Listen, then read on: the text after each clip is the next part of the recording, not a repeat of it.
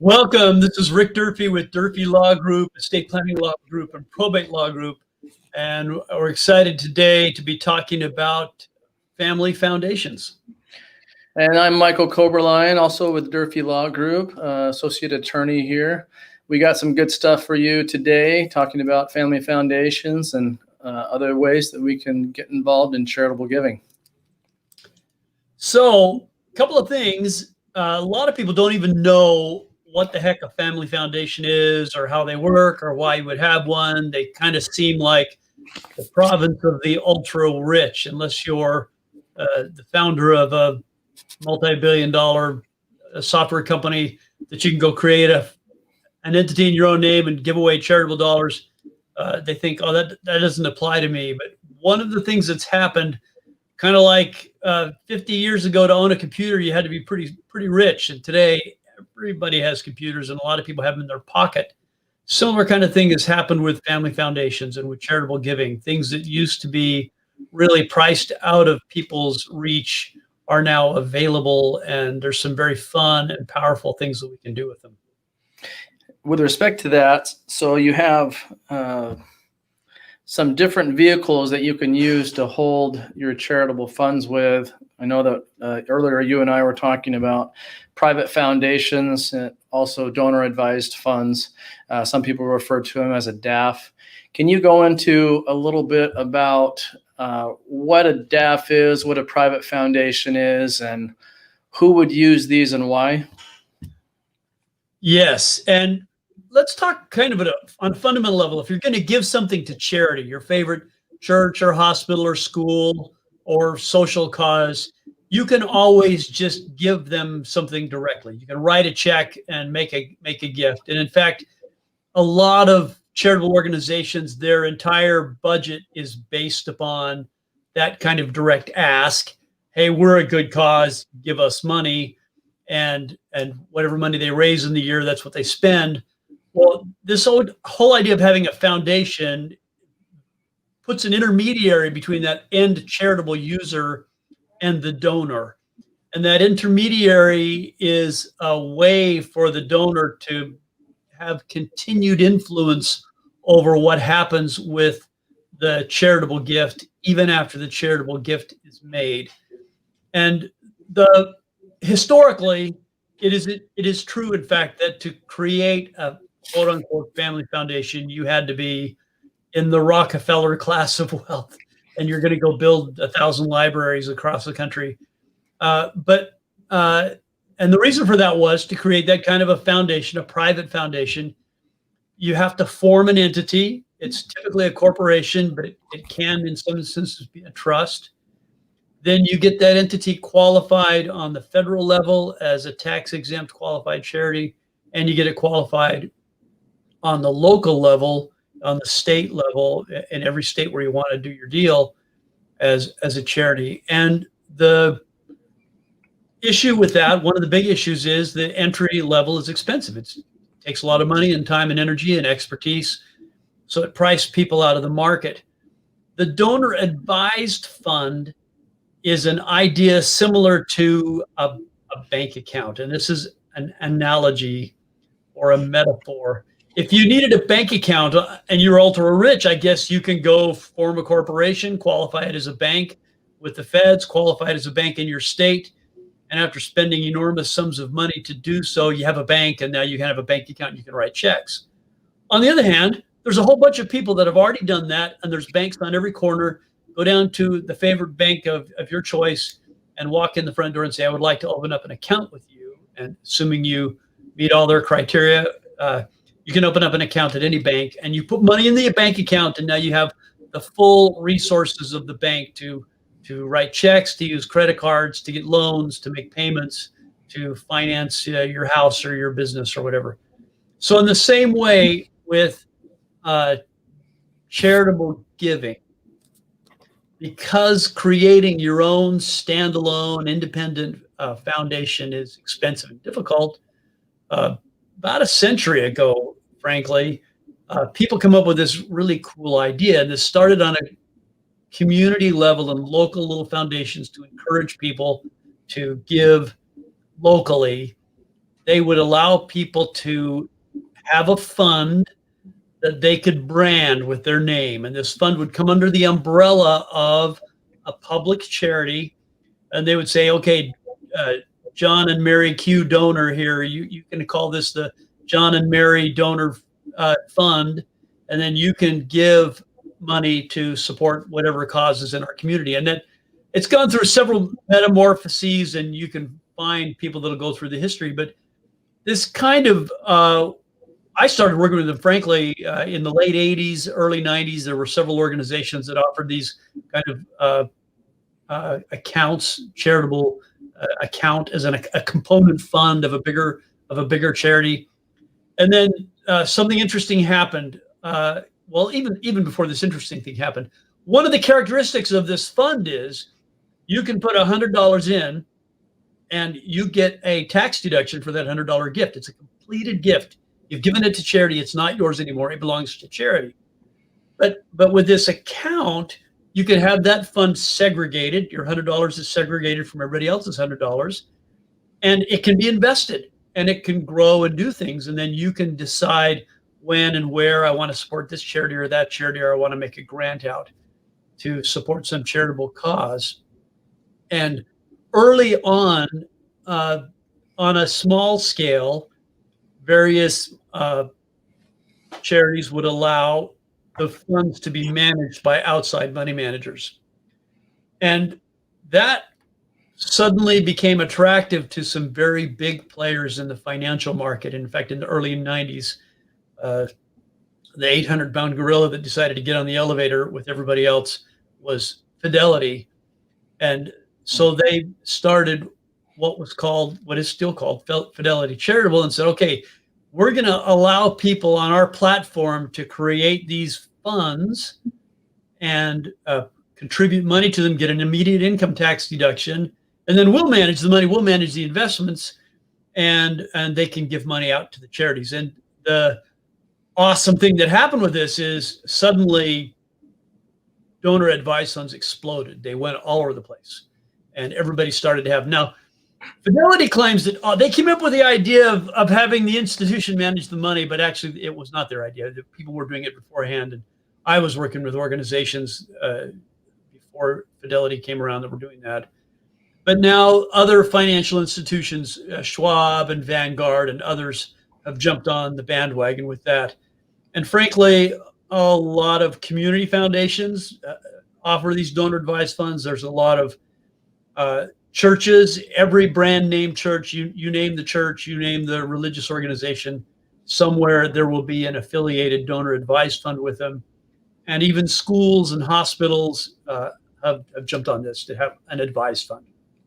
And each of them has their own issues.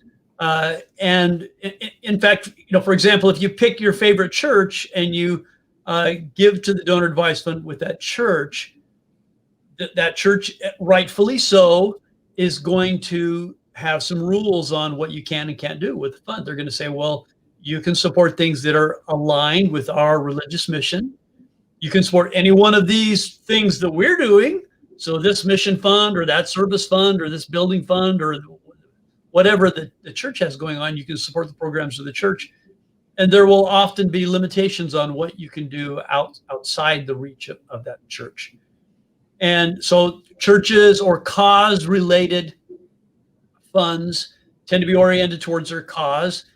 Community foundations tend to be organized towards their local community. And the financial-driven organizations tend to be oriented towards, we want the money under management. So there's a fourth group, I guess, of donor advised funds that I call independents.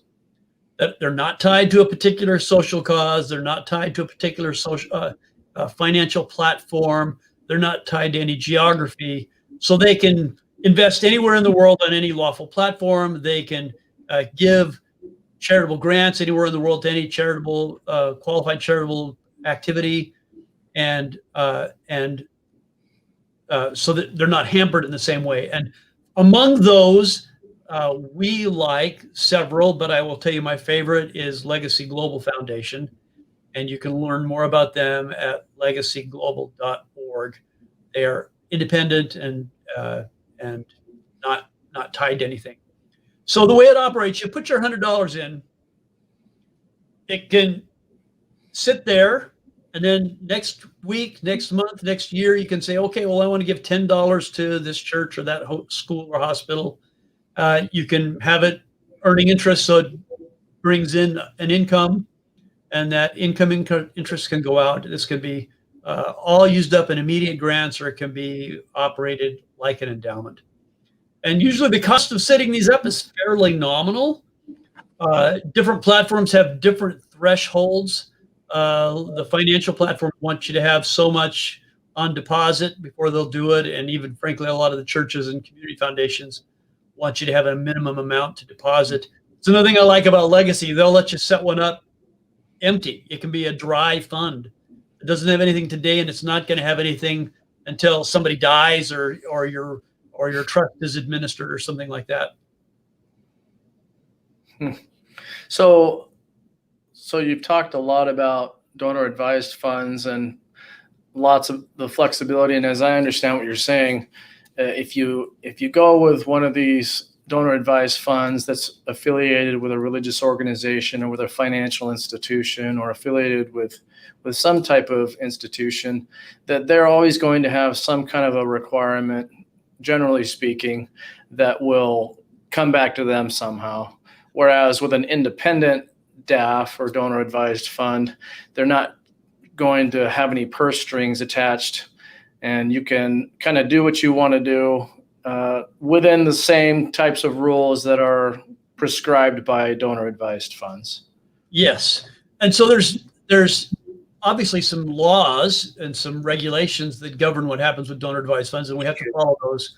But as an example, most of the financial platforms that offer these as part of their financial services will offer their donors, well, here's this group of 6 or 7 or 8 different funds, and you can put your money in the donor advised fund. You can have it invested in any one of these funds. Pick the one you want, and it'll be based upon your risk tolerance and your time horizon for using the money.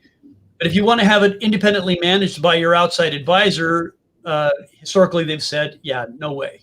Now, they're moving a little bit on this, partly because the independents, like Legacy, have been making inroads because Legacy will say, yeah, we'll work with your outside financial advisor. Your money person, whoever that is, can manage this money.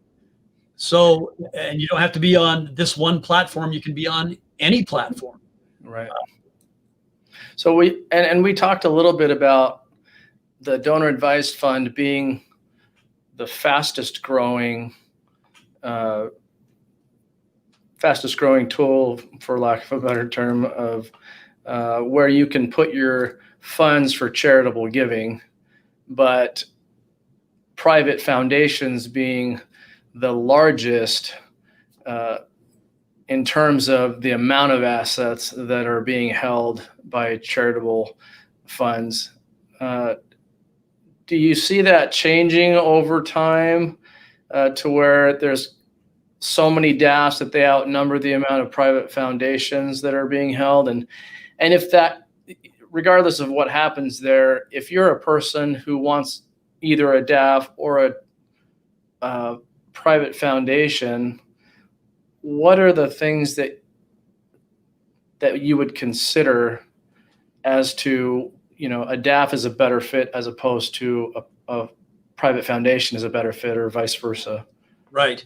So frankly, numerically, in terms of how many of which there are DAFs, the donor advised fund now outnumber private foundations. Private foundations have the advantage of they've just been around longer.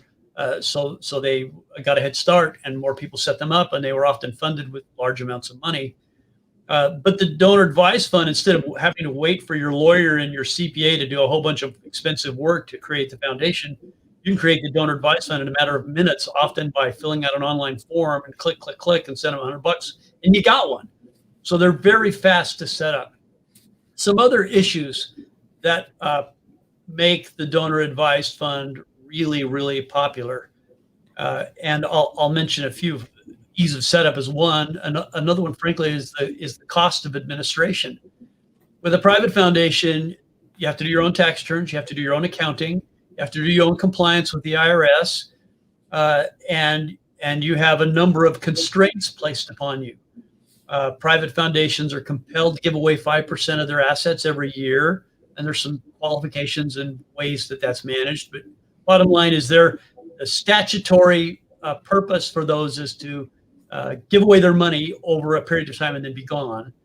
So you're compelled to give away 5% of your assets every year. There are taxes on your portfolio earnings in a private foundation, and because you're a private foundation, and then there are limits on how much you can have, how much you can deduct in terms of your gifts. When you make a gift to a private foundation, you can deduct less on your tax returns than you can deduct if you make a gift to a public charity. And this is an important nuance to point out. A lot of people don't know that in charities and tax-exempt organizations, there's private charities and public charities. Now, what's the difference? Well, a private foundation or a private charity is one that's controlled, tightly controlled by a single individual or a couple or their family. And they have control, they have the board, they sign the checks, and most of the money comes from them. A public charity, on the other hand, there's several tests, but in general, it's supported by the public. Lots of people give money to it. And the board is not controlled by one family. There's independent board people, and the board changes from time to time. And so with public charitable status, some really cool, nice things happen. Number one, get away from that 5% mandatory distribution, because you don't have to be compelled to give the money away, because public charities just give more money away than private foundations do. And they do it because they want to, not because they have to. You don't have the excise taxes on portfolio earnings, and you get the full availability of the tax deduction as much as there is. And it's important to recognize that even with gifts to public charities, the classic rule has been you can take the deduction, you can apply that deduction up to 50% of your adjusted gross income. That was recently bumped to 60%. And frankly, this year in 2020, for the gift to the right kind of charity, you can deduct up to 100% of your adjusted gross income. With private foundations, that's limited to 30%, or in some cases 20% for highly appreciated assets and other things. So one of the things that happens with donor advised funds is that the sponsoring organization is almost always a public charity. So you get public charity status. So you get the full tax deduction instead of a limited tax deduction. You don't have income taxes on your portfolio earnings. So you can have your donor advised fund assets invested in portfolio assets, and you get to grow them without having to pay a tax. With the donor advised fund, instead of you being totally responsible for all the accounting and all the tax reporting, those costs are shared by hundreds or thousands or even tens of thousands of other people. However many donors are in the donor advised fund, the parent or custodial organization, they do all the heavy lifting on all the unpleasant stuff, the accounting and the tax reporting and the compliance. So for the donor or the donors then, what do they get to do? Well, they get to do the fun stuff. What's the fun stuff? The fun stuff is, on the one hand, setting investment policy. Well, we'd like to invest our funds like this, but the fun stuff is also selecting how the charitable funds are going to be used, for what charitable purposes, to what charitable organizations are going to get these funds. That's frankly the part that most donors who are involved in this, that's what they want to do. They endure the accounting and the tax reporting and the compliance because that's what they have to do to be able to get to do the fun stuff. But if they can do the fun stuff without worrying about the tedious compliance things, then the donor advised fund becomes very attractive. So on average, the administrative overhead of a donor advised fund is way smaller than most private foundations. It starts at about 1% and goes down from there. The bigger you get, the less it costs. So that's, by the way, the envy of the charitable world. How many charities of any variety can claim that their administrative overhead is 1% or less? And the answer is hardly any. Many charities out there, and their administrative overhead is way more than 1%. So you can keep the cost down. Another huge factor, and this is one of the reasons why we're seeing a migration away from private foundations to the donor advised fund. and that's succession. In fact, I have in my mind a good friend of mine. He's a doctor here locally who has a pretty sizable private foundation, and he's done some tremendously good things, really wonderful things, and it's been great for him. But his children and his grandchildren don't share the same passion he has. First of all, it wasn't their money that was put in there; it was Grandpa's money. And second of all, they've grown up in a different world, and they've had different life experiences. So he's very, very concerned about, well, who's going to take this thing over and run it when I'm gone? And with a private foundation, that becomes an issue. It's a real issue. In fact, there's some very famous private foundations that are now being run by the former maid of the wealthy family. The wealthy family goes, yeah, well, we're all dead or gone or incompetent, and so who do I trust? Well, I trust my maid, so I'm going to turn it over to her, and she can run it now. With a donor advised fund, you can define your charitable mission. You can define the charitable causes you want to support. You can define the criteria that you want used in how the money gets granted out to charities. And then the parent organization will do that for you. So there's a built-in succession plan to continue with the charitable mission that you've envisioned and that you've started. And it doesn't depend upon you having a child in your family that happens to share your passion for whatever charitable giving you want to do. So if I'm a person who's choosing between a DAF and a private foundation, when is the private foundation a good fit? Because it sounds to me like a DAF is pretty much the choice, unless there's something I'm missing. So I have helped people create lots of both. I've done private foundations, we've done donor advised funds. In my opinion and my experience, for the private foundation to be worth it, with the overhead, the administrative overhead, the compliance costs, the accounting issues, you should be prepared to put about at least $10 million in that private foundation. And I've talked with lots of other professionals in the industry, and that's a pretty common threshold. Now, people do it with less, but again, more often than not, that's not going to be just a grant-making organization. It's going to be an operating charity, and we can talk about the difference there a bit. But especially if all you're going to be doing is making grants to other charities, if you don't have $10 million, your overhead is going to be way, way out of line with the private foundation. So you can keep that overhead way down. It'll be significantly less than 1% with the DAF. And you can make grants to your charities to your heart's content, and it's quick and easy. And again, you get to do the fun stuff. Now, if you have an operating charity, let's talk about what's the difference between an operating charity and a grant-making charity. A grant-making charity is one that gives grants to other charities. So it's going to give money to the schools and the hospitals and the churches and the feed the starving and cure the diseases and build wells in developing countries and all those kind of things. An operating charity is going to actually run some kind of charitable operation, the soup kitchen, the used clothing store, the homeless shelter, the pet rescue. So if you're actually doing some charitable activity and function, then an operating charity makes sense. And you don't need $10 million. You need whatever budget is going to be required to conduct your operations. So very often, in fact, I just worked with somebody to create an animal shelter for a particular breed of dog, which is really kind of cool. And this organization is driven by really caring, wonderful people who are devoted to this particular animal and its welfare. And so they're invested both emotionally and financially in the process. And they're not going to have millions and millions of dollars, and their overhead's going to stay small because they're simple. But they're going to be able to conduct that charitable mission and operate as a charity. So that's another factor. $10 million if you're just making grants, or you're going to be operating. And sometimes we can see those operating charities and a donor advised fund can have a partnership.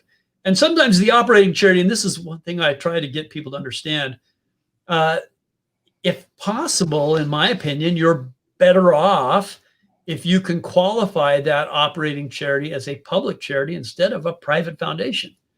Now, what do you give up? You're going to give up some branding. Maybe it's not going to have your family name on it. You're going to give up some control. You're going to have a board with independent board members on it.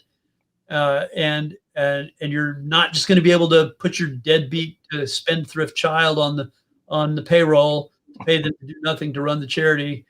You actually have to function as a charity. So you're going to give up a few things, but if you can get it qualified as a public charity, several things happen. You get all those tax advantages, the preferential treatment for deductions and avoidance of excise taxes on portfolio earnings, but also you then get the support of the public.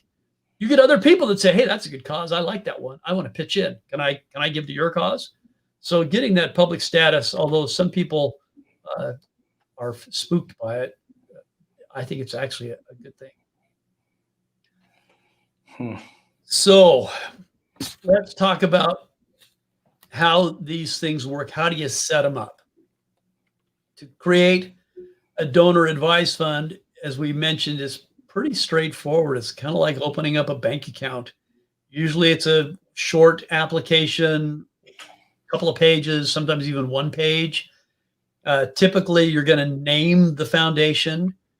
You're going to identify what a succession plan. What do you want to have happen when you're gone? Do you want your kids to be able to take over? Do you want the trustees of your trust to take over? Do you want the trust do you want the fund to just keep doing whatever you told it to do during your lifetime?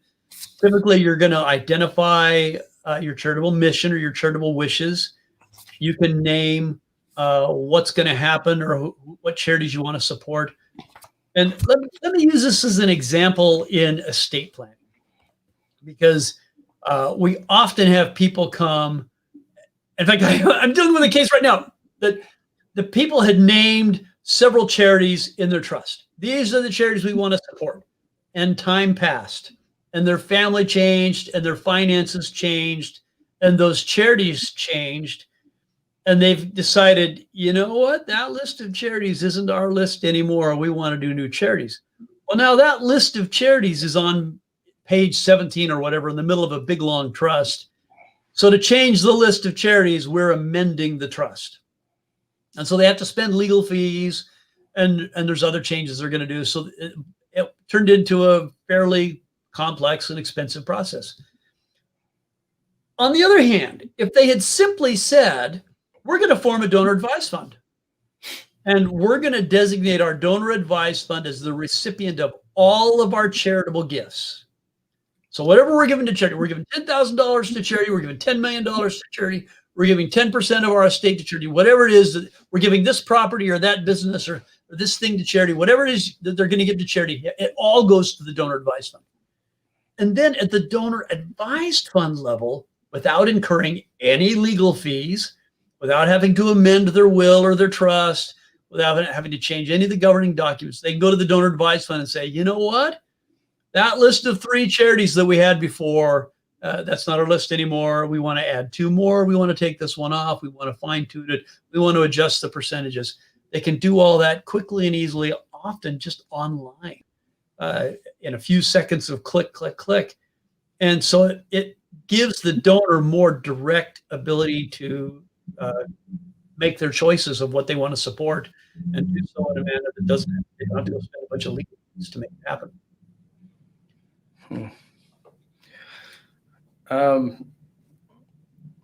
One of the things that we talked about earlier was social capital and family capital. Can you speak to that?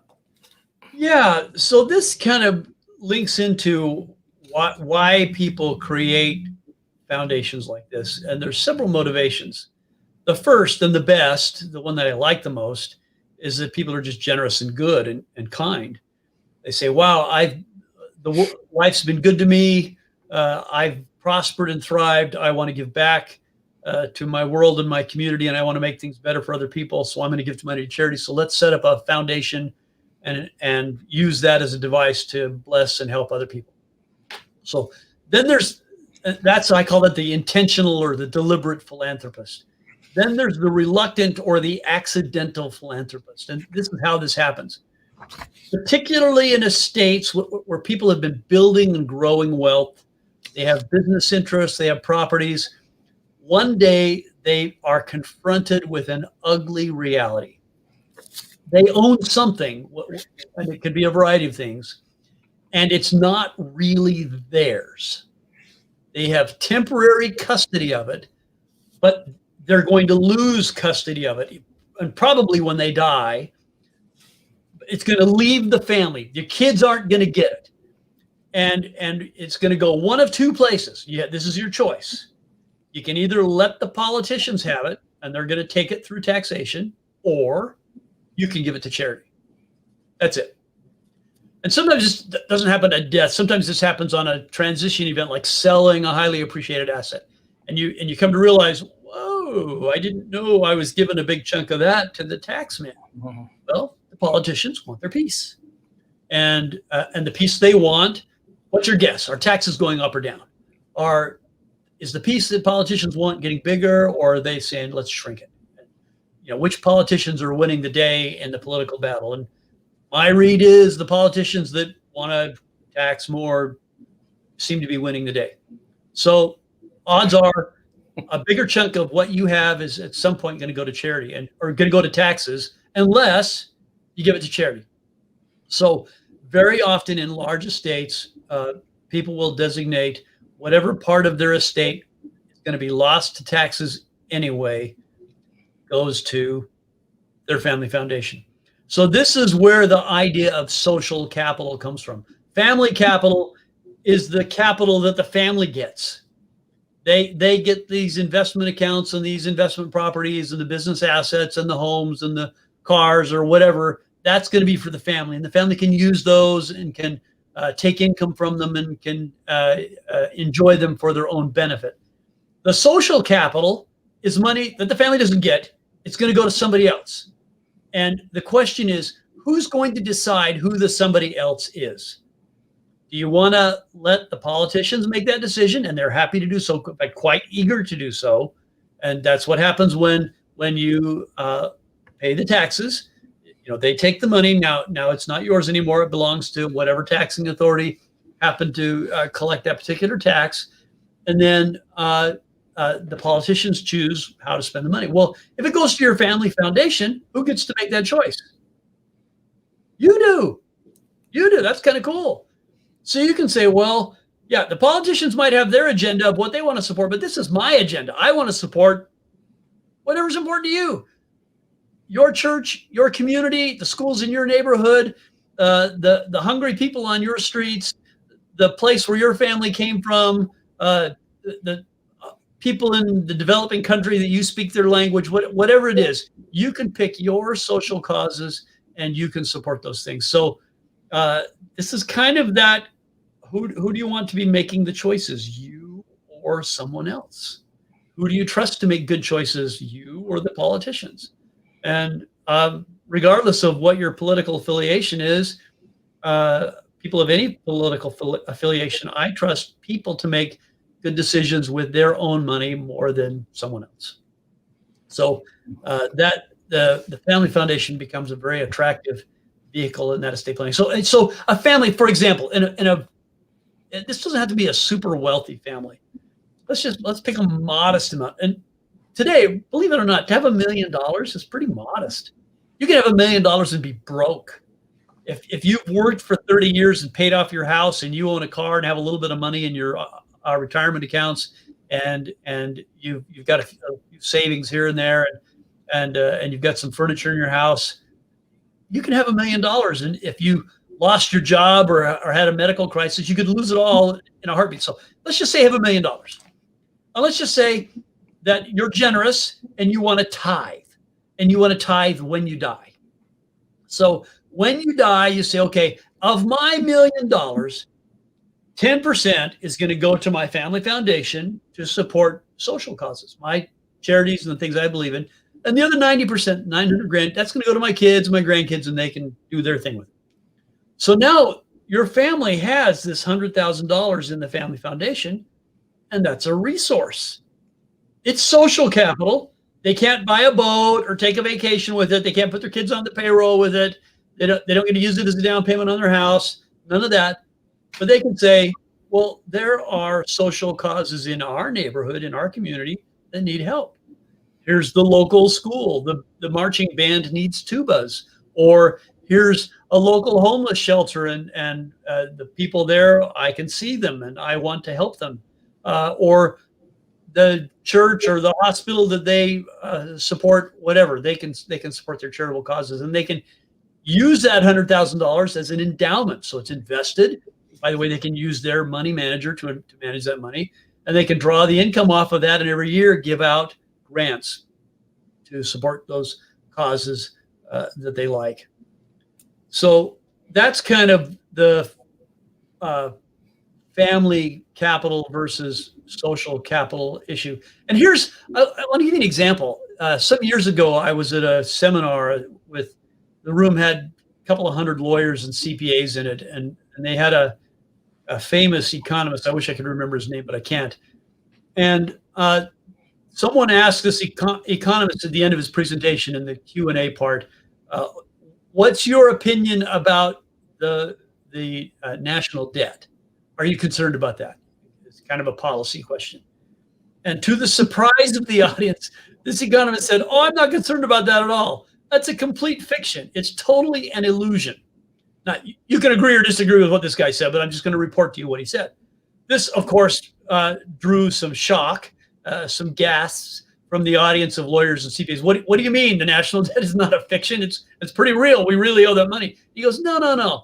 Because the federal government has this enormous amount of off-balance sheet assets, which that drew, again, puzzling looks and questions. So he said, let me explain. And he had the numbers. I don't have the numbers. He said, but there's this much money in retirement accounts. And he listed them off: IRAs and 401ks and 403bs and pension plans and on and on and on. He listed them all off. He said, there's this much money in it. And this is what we know. And he had a percentage. My recollection, it was not quite 50, just below 50, like 48% or something like that. He said, net, when everything is done, roughly half of all that money belongs to the federal government. And the federal government is just waiting to collect it until a taxable event happens. You die, you take the money out for retirement, you try to give it to your kids. We get half, the politicians say. Yay, yippee-ki-yay. And he said, if you factor in all of those off-balance sheet assets, the federal debt zeroes out and goes away. Now, again, I don't know if that math still works. That was a couple of decades ago when I heard that talk.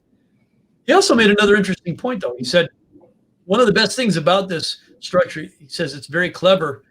He said, because people think this money is their own, they will do their best to protect it and take care of it and grow it as big as possible.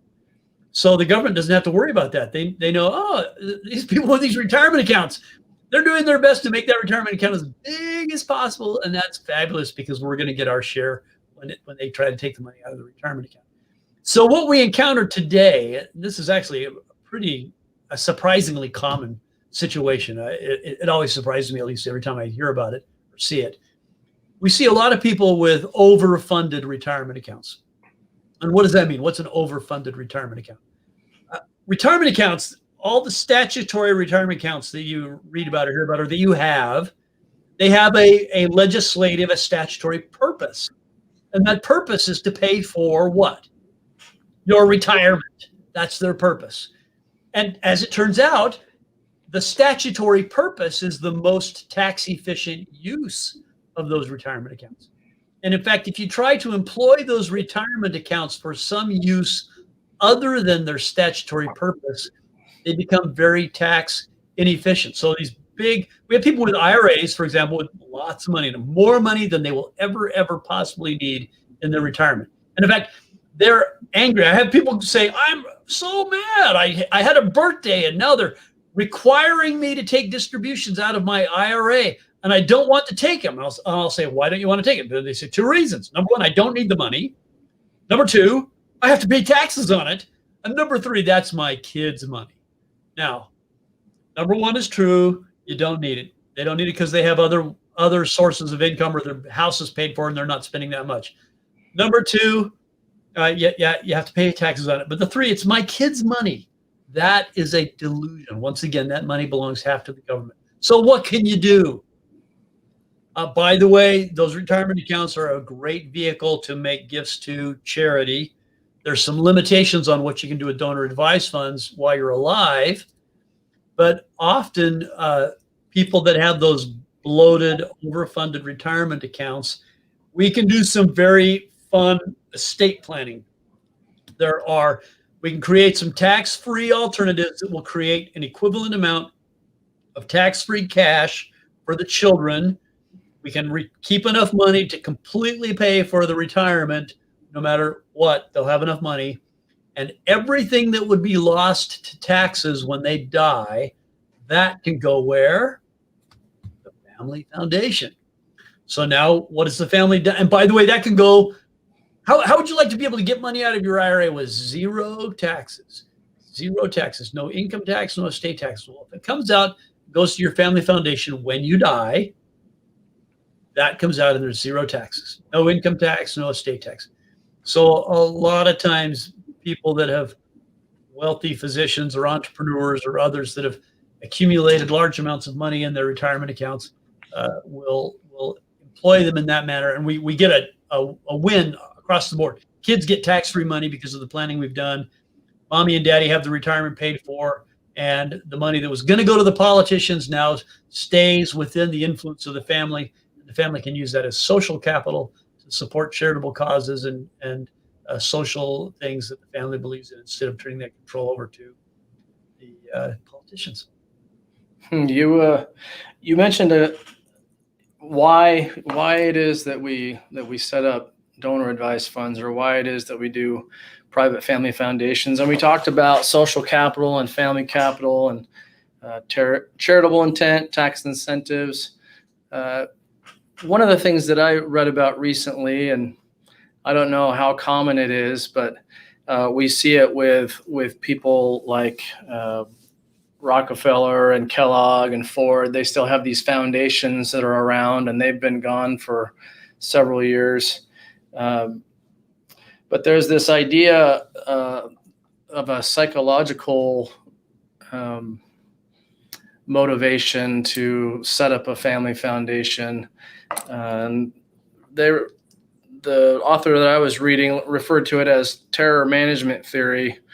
The sense of this is that there's a defense mechanism internally for us where we want to be immortal somehow, or we want to stick around for generations beyond our own mortality. And so we create these symbols that we can leave behind, where we have a name on a bench, or we have a name on our foundation, or we have some kind of impact in our story that can live on for generations, even after we pass on.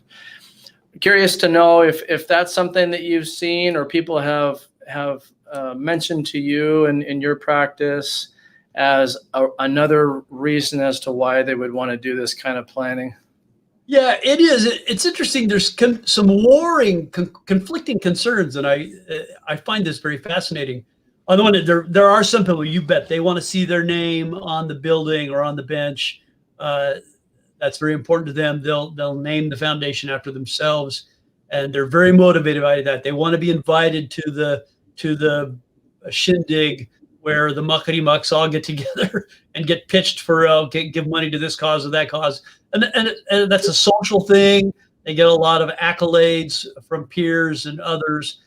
There's a certain amount of status that goes with that. So there are people who thrive on that. On the other hand, there's a lot of people who buy into the idea that if I'm going to give to charity, I don't want anybody to know about it. Yeah. And I see several things. This is a great way, actually, the donor advised funds are used. If you want to use it to brand all your charitable giving after you can, go for it. But I have a lot of my clients, especially high net worth clients, that they don't want to be known.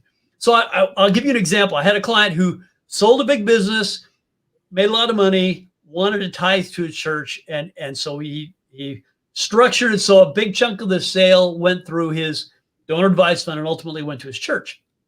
And his church, of course, was curious. Hey, where did this money come from? Because the client was very, very deliberate. Yeah, don't tell him it's me. I don't want him to know it's me. And so, because I was the lawyer, I kind of ended up in the middle of this conversation. The church came after me and said, hey, tell us who your client is. And I said, yeah, my client doesn't want me to tell you who my client is. And they said, well, we can get him tickets to these sporting events, and we can invite him to these dinners, and there's all these events where we'll invite him to. And so I said, you know what, I'll float that by my client and see what my client says. So I took that to my client, and he says, so let me get this straight. He says, I get free tickets, in fact, really good tickets to the ball game. Yeah. And he said, who's going to be sitting next to me at the ball game? And I said, yeah, there's going to be somebody sitting right next to you, and the conversation's going to go like this. Thank you for what you gave us. What are you going to give us now? He said, yeah, that's exactly what I don't want. So he declined. He said, I can buy my own tickets to the stupid ball game if I want to go to the ball game. So when you go to the hospital or the church and you see the little bricks on the wall or the leaves on the tree or whatever they've got, here's what you can look for. You will see, you go on there and you'll look and you'll see the so-and-so family foundation, and it will name their family. Or it will say this person's name. And then you keep looking and you'll see a whole bunch of leaves on that tree or bricks on that sidewalk, and it'll say anonymous. So that's another thing the Donor Advised Fund can do. It can keep you anonymous. It can protect you from the solicitations. If you get on a mailing list, oh, you gave money to this charity, somehow your information gets shared, and now you get hit up and you get sob stories. I've had clients that have won lotteries, and if their name gets out there, everybody comes, oh, you won the lottery. I need $10,000 to save my sick relative from some horrible medical condition. And if you don't give it to me, you're a nasty, ugly monster. So you can avoid all that kind of stuff by doing your charitable giving in a manner that, what does the Bible say? So that your right hand doesn't know what your left hand is doing. And you can have it either way. Whichever way drives you, it works. Yeah, I hear what you're saying. You can, whether you're going to be known in public for giving or not is a personal choice. And whether you do it one way or the other, often people are going to have something that they want to pass on to the next generation. And oftentimes that can be values, and that can be a culture of charitable giving. But in order to do that, as I see it, there's a certain amount of training that needs to take place in order for the next generation to really buy in to the charitable giving culture. Can you speak to that in terms of the training the next generation? Yeah, absolutely. And I want to kind of tie that to are we going to be known for our charitable giving? Because something I'm going to mention here is having in a family, what is the impact and the effect of having a culture of charitable giving as a family that does something. And this is a culture that can be adopted as a business. And so we see a lot of businesses, for example, will establish the equivalent of a donor advised fund and white label it, branded in the name of the business. So you can have the checkout point. Would you like to round up to, give your change to this branded charity in the name of whatever business you happen to be shopping at, to support whatever cause they happen to be supporting. And on the one hand, yeah, that's kind of a marketing thing. It builds goodwill for the business, but it also, in fact, some money. That money. So in a family, though, we observe something, and something we deal with estate planning, with families that have wealth. We get to watch and see what the wealth does to people. And often we think, oh, having wealth would be really fantastic. I could quit my job and I could buy all these toys and I could do all these fun things.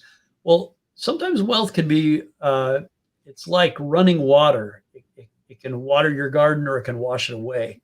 It can be a very productive force or a very destructive force. And we see families that they get a little bit of money or a lot of money, and it messes them up. It turns their kids into dirty, rotten, good for nothing, spoiled brat trust babies. There's a reason why is being a trust baby a bad thing? It's because they don't turn out good people.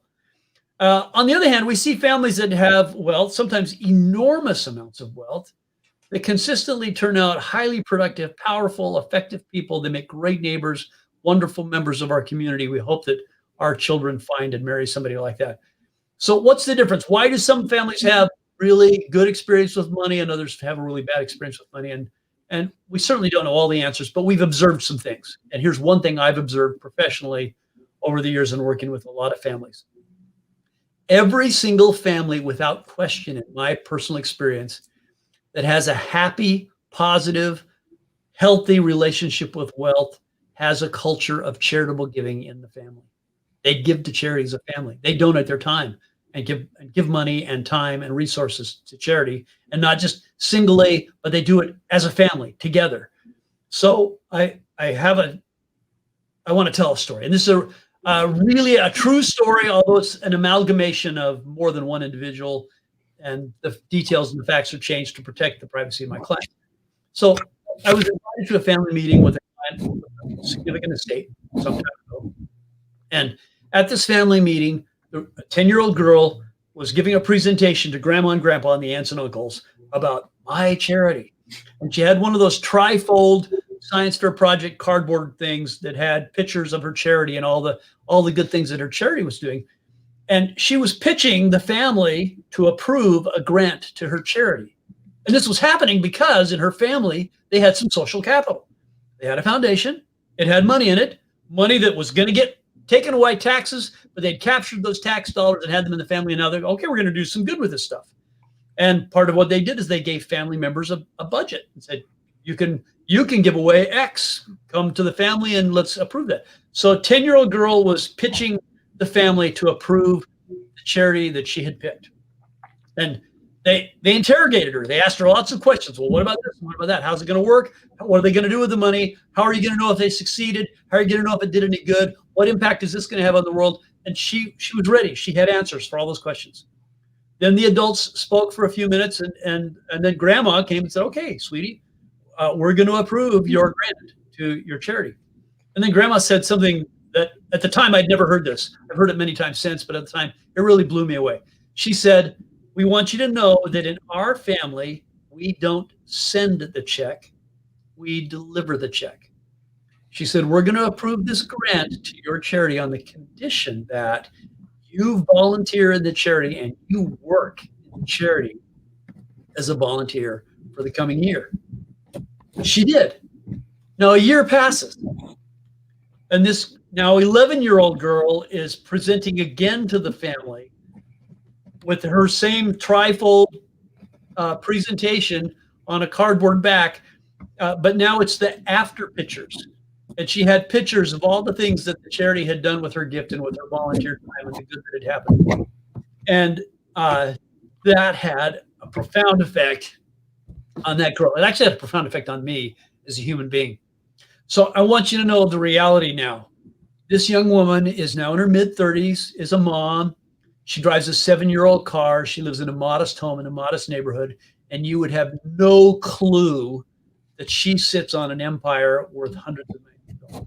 You would not even know. And she does a tremendous amount of good in the world. She does not live flamboyantly. She's not a conspicuous consumer. She never shows up in public without her underwear. She's a responsible, decent human being. And I believe that a major factor that went into helping her become what she has become was the fact that from an early age, as part of her family culture, she learned that the wealth she had as part of her family was for purposes of making the world around her a better place and not just for purposes of giving her a fabulous lifestyle. So we try to look, what I do professionally, what Mike and I do professionally is we help families plan their estates. And these family foundations are one of the tools that we use.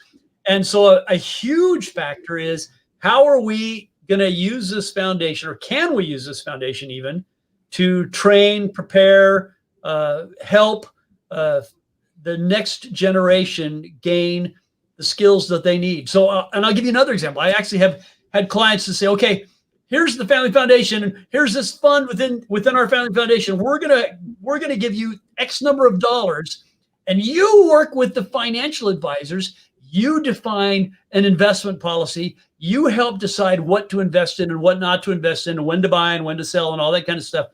So this young person is learning how to make pretty sophisticated financial decisions, and they're doing so with money that ultimately isn't theirs.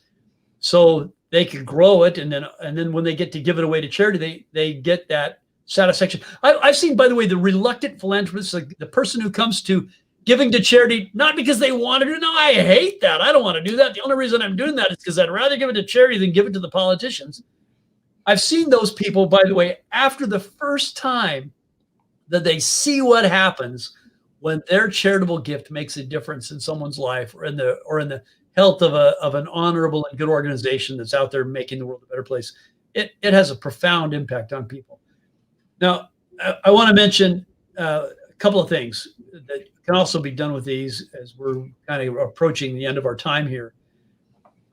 These family foundations are also a very powerful environment for making what are now called impact investments. People have come to realize that how they invest their money makes a difference in the world. So for families that are concerned about making investments that don't support blood diamonds out of Africa, or habit forming pharmaceuticals, or whatever, that want to invest in a socially conscious way, the Family Foundation is a great vehicle for doing that. You get tax deductions on the way in. You can grow the money. You're more concerned about doing good than getting a huge return on your investment. And whatever return on investment you do get, then you can use as social capital to further the good you do in the world. These kind of family foundations are often a tool that are used in conjunction with other things like charitable remainder trust, split interest gift, charitable gift annuities. They're usually a component in an overall plan. They rarely happen in isolation. They're part of a big picture, and a very important part.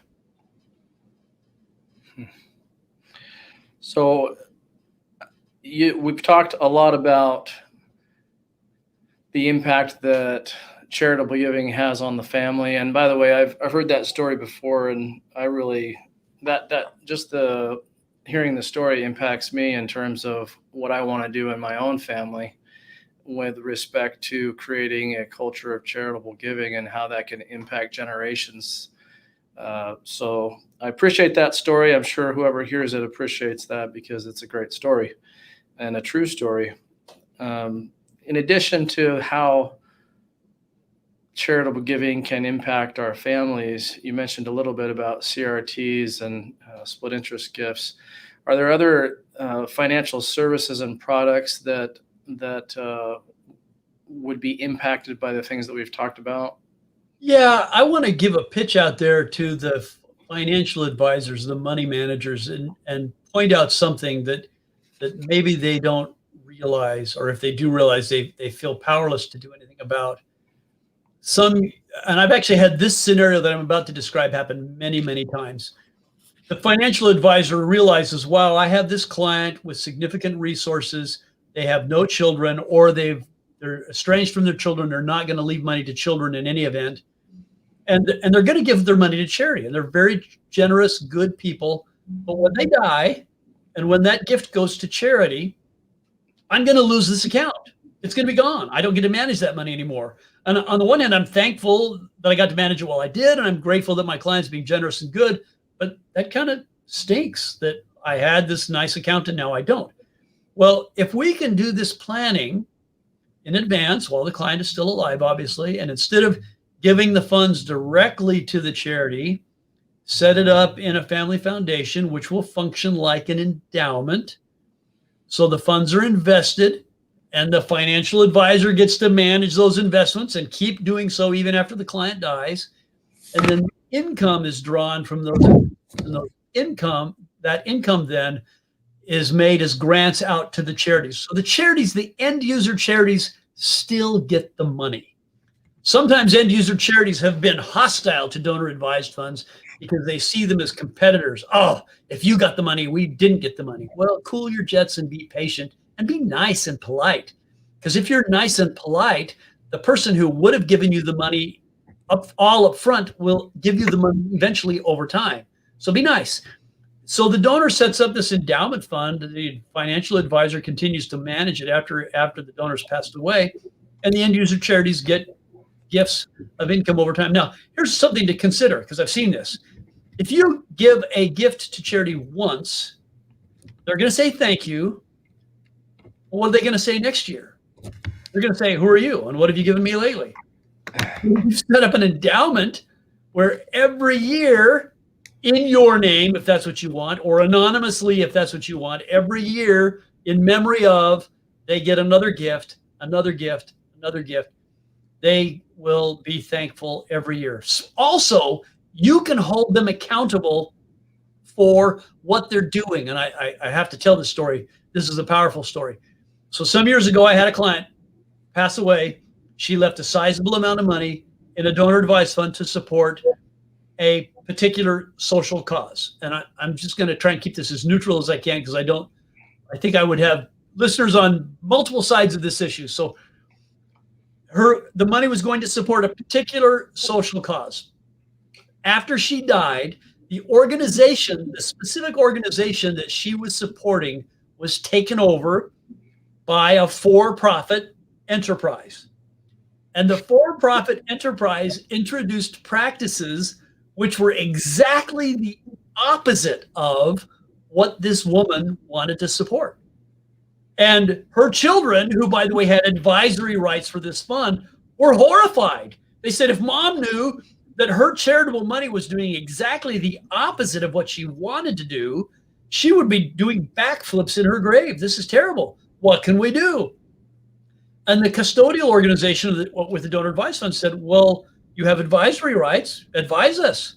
What would you like?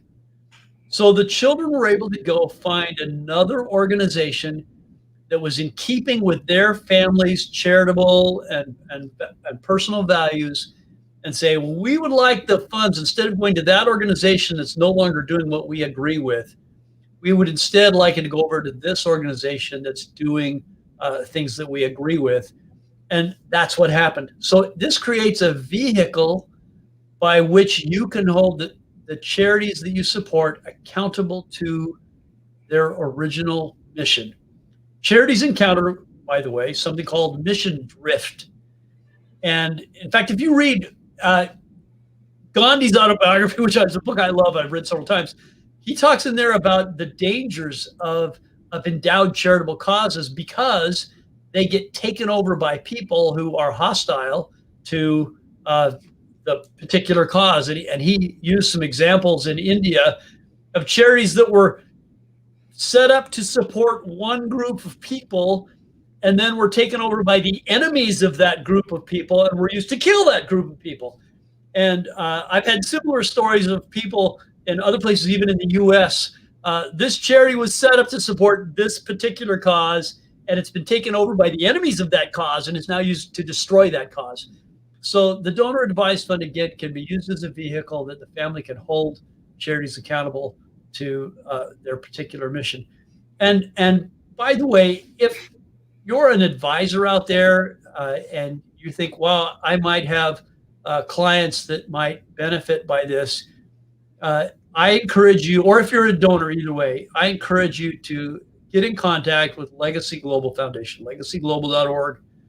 They're not affiliated with a law firm. They're a separate nonprofit entity. We like them for some of the reasons I said at the beginning. They're independent. They are not tied to any particular financial platform. They're not tied to any cause. They're not tied to any country. They can give to any lawful charitable cause anywhere in the world. They can invest in any lawful platform. They can work with any qualified advisors. So get a hold of Legacy, call them up and ask them questions. If you have estate planning and you are thinking, well, I already have some charitable giving in there, or I want to have charitable giving in there, get with an advisor, us or someone like us that is familiar with these tools, that can help you know what your choices are and help you implement your choices in a way that will get the job done in the most tax efficient and cost effective way. This is a heck of a lot of fun. Michael, I'm running out of things to say unless you have more questions. No, I'm with you. I think we've reached that magic hour where it's time to say goodbye, but do want to thank you for all the things that you enlightened us on and the information. Uh, as I mentioned before, the charitable giving part of this is the part where I think it becomes very influential, especially, I have several children, as do you, and we want to make sure that we create strong family relationships, and we want to make sure that we create generations that continue on in that way. And in hearing about this charitable giving, the story you tell, and just recognizing the importance of having fondness or a charitable disposition, I think well, I know it's important, and it's something that can be beneficial for each of us to think about, to consider, to see how we can maybe do a little bit better in our lives, and also to help our clients to recognize how it can benefit them and their families. And the other thing that I would just mention too is, again, reiterate the benefit of donor advice fund, and how financial advisors out there who talk about these things with their clients, it's not something that's going to take away from what you do. In fact, in my opinion, it's a win-win. It's another tool in your toolbox, where if you want to talk about a donor advice fund, it's going to be something that you can still take advantage of as a professional and feel good about it, because you're helping people, and you're also going to have the opportunity, if your client so chooses, to continue to manage those assets that go into the donor advice fund. So one last thing I want to mention, and this is another reason why I love the donor advice fund, it democratizes philanthropy. You don't have to be ultra wealthy. You can set one up with nominal amounts of money, a few $100, $20 if you want to. So whatever your charitable budget is, whatever your capacity is, give. If you can do something to make the world a better place, give something. If you are frustrated with things happening in the world that you don't like and you want to make them better, give. If you feel like there's injustice in the world, give. If you feel like there's people that are worse off than you, no matter where you are in the spectrum, give and make somebody else better. Lift somebody else up, and you will find yourself lifted up as a result. And the donor advice fund makes that possible on the smallest scale and on the most gigantic scale. So that's it for today. It's been a pleasure to be with you. We hope you've learned something. Feel free to give us a holler. We'd love to help you design or plan anything around this. Give Legacy Global a call, and we'll see you next time. Thanks, everybody.